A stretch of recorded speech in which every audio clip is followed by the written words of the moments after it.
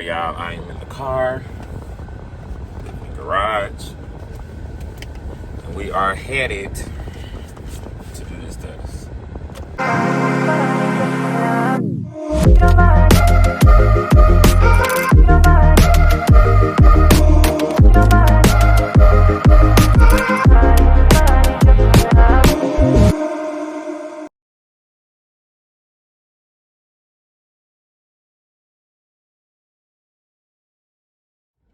I'm gonna be super early.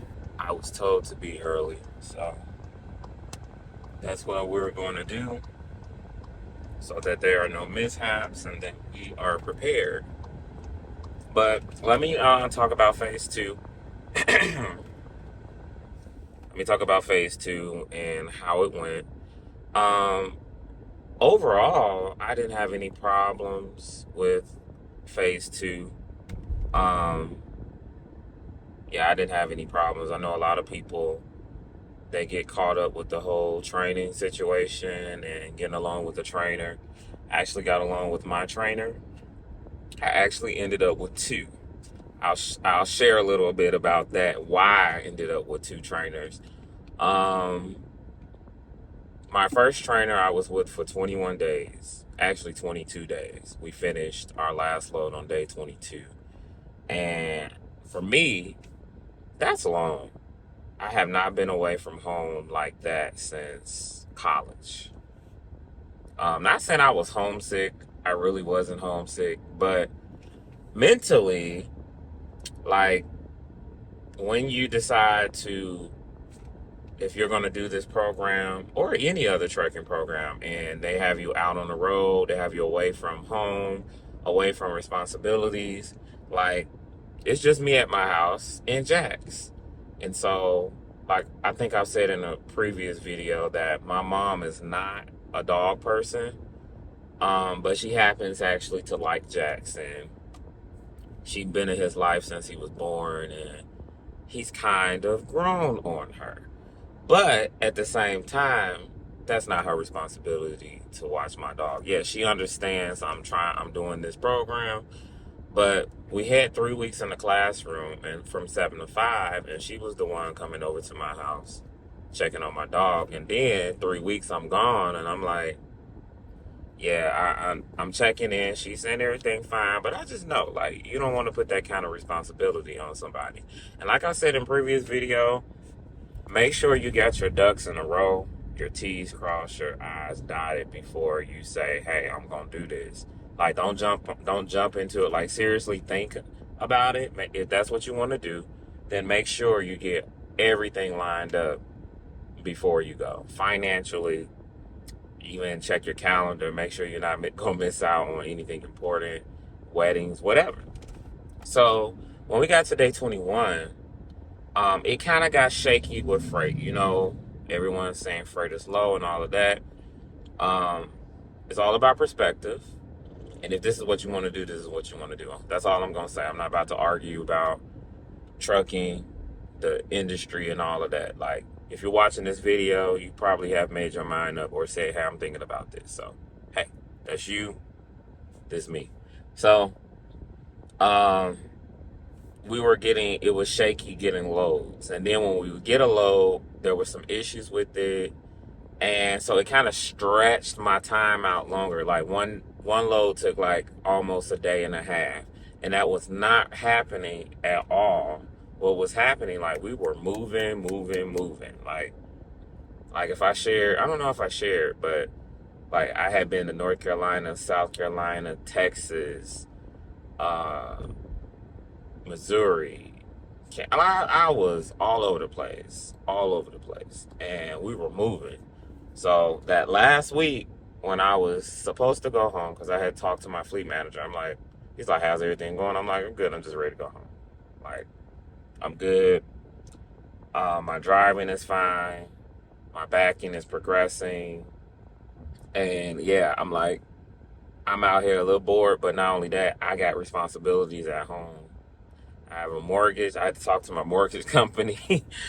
My mind was there, like, okay, it's time to get home. It's time to get out of this phase. So, I find out that, and this, like, I had went to Nebraska, which is my trainer's hometown.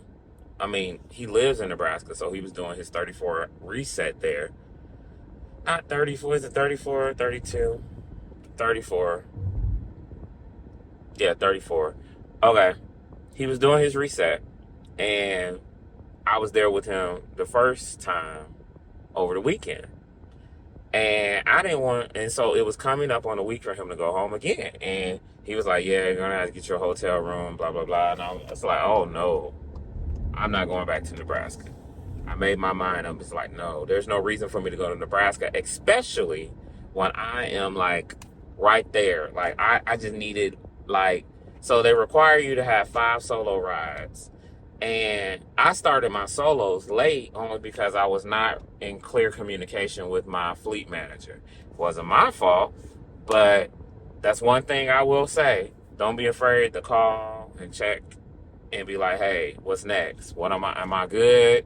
Because when day 19 comes, you want to be like, all right, how many more days? Like, I need 3, I need 2. So you'll know and you don't get stuck being out for 30 days. Like, there are some people who has not said a word to the fleet manager, like, yeah, I'm tired, I need to go home, I got a wife, or I got a husband. Like, there's people that have not said anything because they're thinking like, well, they're going to let me go when they let me go. No.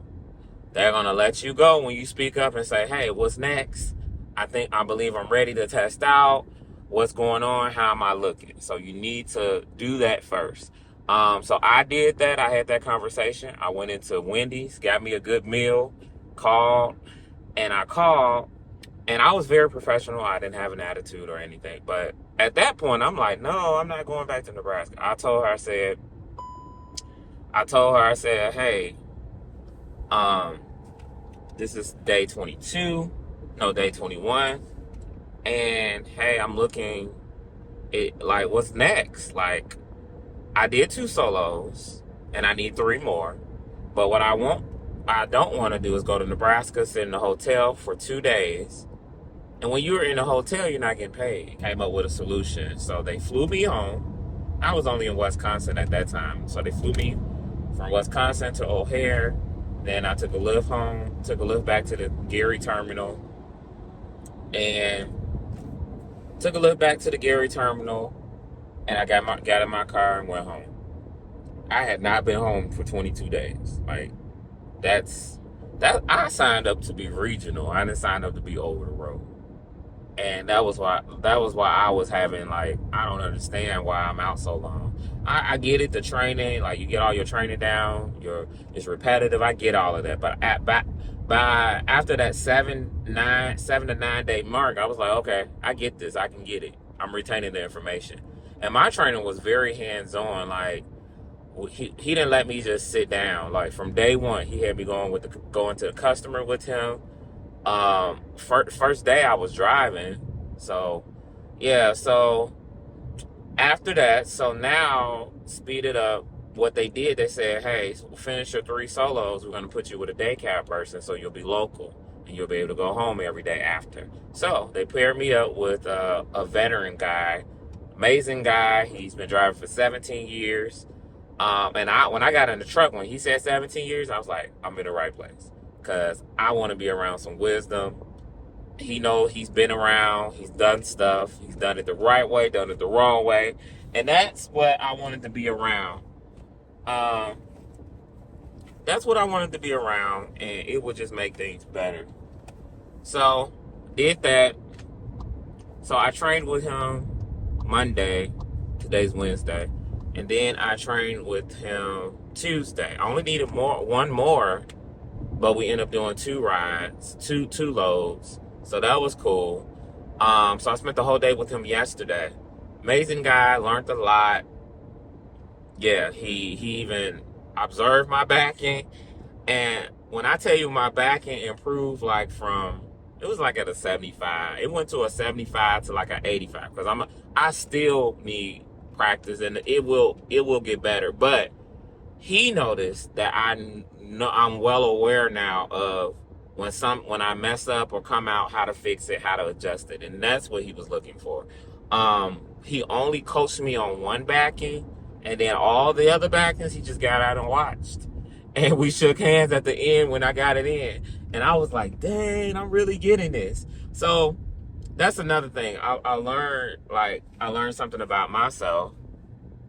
When it comes to learning, like, yeah, I like hands-on, but not only that, you need some people need space and time to figure it out on their own. They don't need no one coaching them. Turn to the left, do this, do that. Like, let me figure it out. And that comes with more seat time. Like, if you're in the truck a little bit more, you kind of figure things out. You learn the way it drives. Just for example, for 20, 21, 22 days, we were in a sleeper. And Monday and Tuesday, I was in a day cab. Those trucks drive totally different.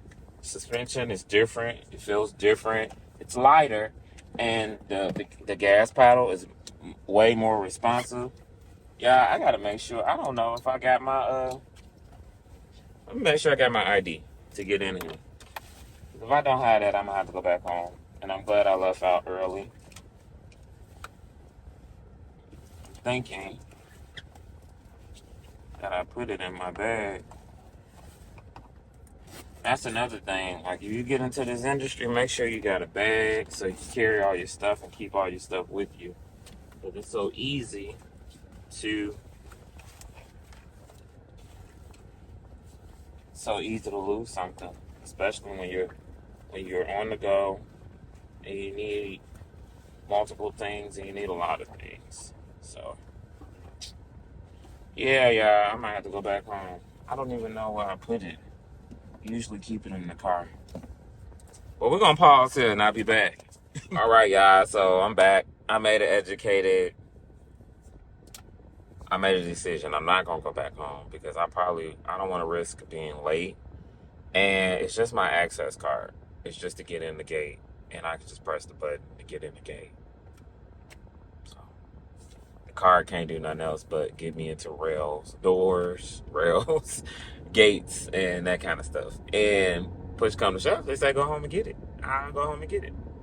But I'm pretty sure they're not gonna say that. All right, so yeah, where did I leave off? But yeah, so that's how I got with the two trainers. Finished up with both trainers were phenomenal. Even my trainer, he said he could tell that I had a good trainer because he said usually there's sometimes that he has to iron out bad habits or things like that from other trainers that kind of put that on students. So yeah, so I'm lucky and blessed to, not lucky, but I'm blessed. I'm blessed to have had good trainers to further me along and to equip me and get me ready to go out on the road. So yeah, phase 2 can go from a minimum of, I think it's 19 to 26 days.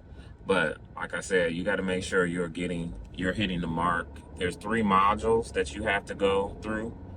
Make sure that you're getting those modules done. Make sure that you're reaching out to your fleet manager and they are keeping you on track. Because if not, you can be out there for 30 days and still probably on module 2.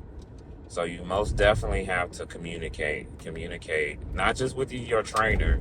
Don't think like your trainer is like the middleman. Like, I've noticed that I feel like it's some gaps in there, but you would think your trainer is right there with the fleet manager or the training fleet manager. No, but it's like the trainer, like even one day, I think they might do this the first day, and it's written in the instructions as well. They ask you, hey, sometimes you need to be away from your trainer so you can talk freely. And I guess that's because certain people be having issues with certain people. Thank God it was not my story. I got along with everybody because I just know the objective and the goal. The goal is to learn this stuff, soak up all the knowledge I can, and that's it. At the end of the day, I'm not there to make friends. Even though these people would be my coworkers, like, this is a solo job. You're driving the truck together and training, but ultimately it's gonna be you. You're gonna be the only person. They can't help you drive that truck once you got your own truck. that can't come hold the steering wheel, press the brake, or come park it for you. So you got to learn to do that on your own. So I just wanted to give a synopsis of how phase 2 has been. I think I broke it down in my previous video. I keep saying that, but I think it's in there. And I'm thinking I'm gonna do another video of, like, the things you do need when you get into phase 2. So you're not blindsided when you get out there. The biggest thing I'm gonna say is you need money. Right now, I say that you need money. Don't go out there empty-handed. Don't go out there thinking you can eat scraps, because you're gonna have some long days, and all you're gonna see are truck stops. Truck stops. And truck stops are so limited. The most they have is McDonald's, Subway, Chester's. After a while, I give you about 3 days. After 3 days, that stuff starts tasting all the same. And it's not good for you. Especially if you get back in the truck and just be sitting all day and you didn't burn calories or anything. So, yeah, that's something to look out for. And then, I mean, that's part of the over the road life. But it's a little different, because when you get your own truck, you get your own fridge, you have your own food, you can move how you want to move.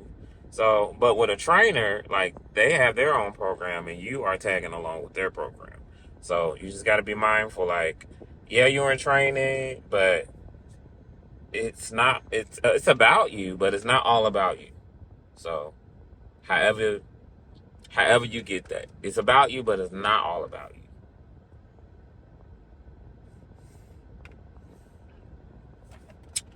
I'm sorry, I'm hungry, and the smoothie's all gone.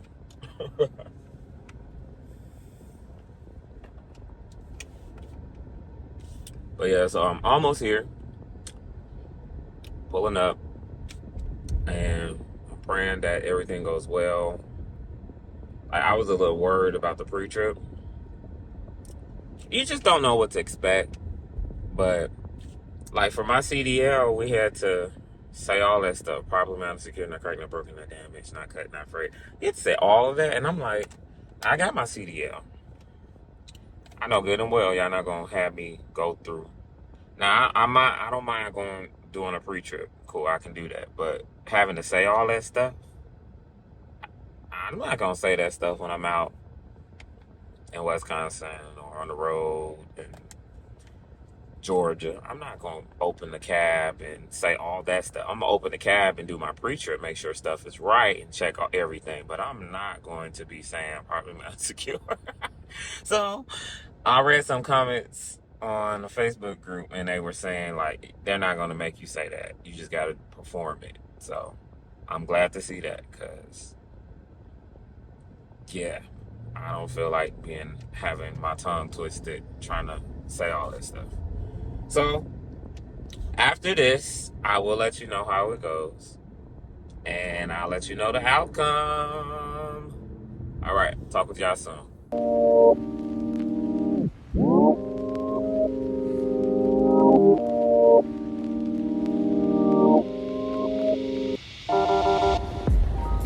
It's over, y'all. And guess what? I passed. Yeah, I'm so happy. It's hot though. I ain't doing all the extra, but I passed. I'm very happy. I gotta call my fleet manager, see what I gotta do before I leave here. If I gotta do something here while I'm here, we'll see. But yeah, next phase is over, and next I'll get my truck and get on the road.